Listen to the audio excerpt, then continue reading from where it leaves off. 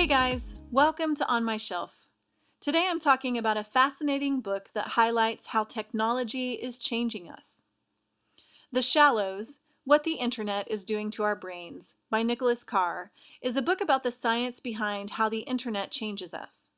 Carr blends neuroscience with philosophy, and at times it was quite sobering to read about some of the experiments that have been done on the brain and what has happened to our brains in the years since the internet became our medium of choice.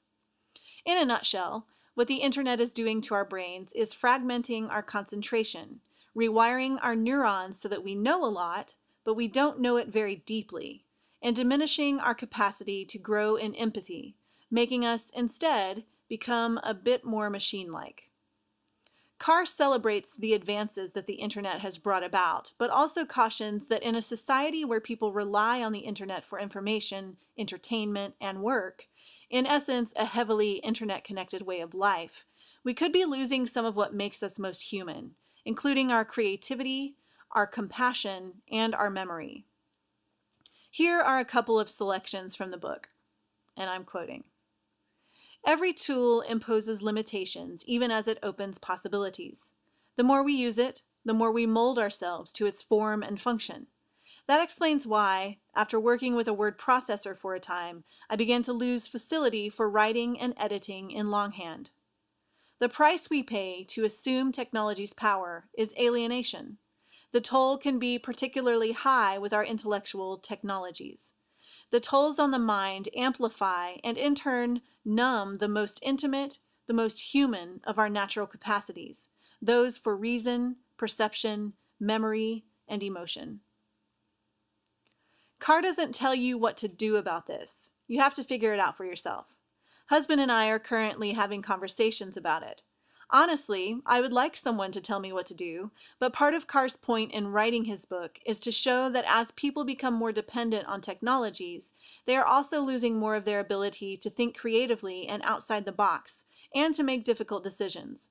So maybe it's better that we decide for ourselves what we'll do about this information. For my part, I'll be spending more time handwriting in a journal.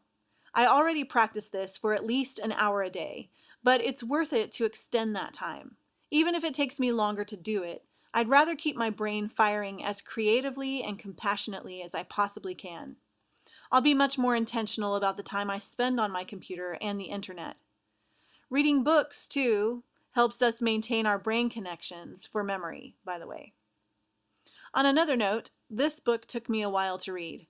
Not because it's difficult to understand, though. On the contrary, Carr writes well and accessibly, but the content was really deep, and there were many scientific experiments that had to be read, digested, and then read again. I think what I loved most about The Shallows was that there was so much neuroscience in it. I'm a geek when it comes to neuroscience. I find it fascinating. I believe it would be worth it for anyone who spends time on the computer or the internet to read this book and assess what they're willing to trade for efficiency and speed. I hope you'll check out The Shallows and continue learning all there is to know about writing well and efficiently, cultivating creativity, and running a writing business. Be sure to visit racheltolson.com to see some of my best writer resource recommendations, and pick up some of my writer resources at thiswriterlife.com. If you have any resources that you find valuable, leave them in the comments and I'll check them out. For more On My Shelf, subscribe to my YouTube channel. Thanks for watching.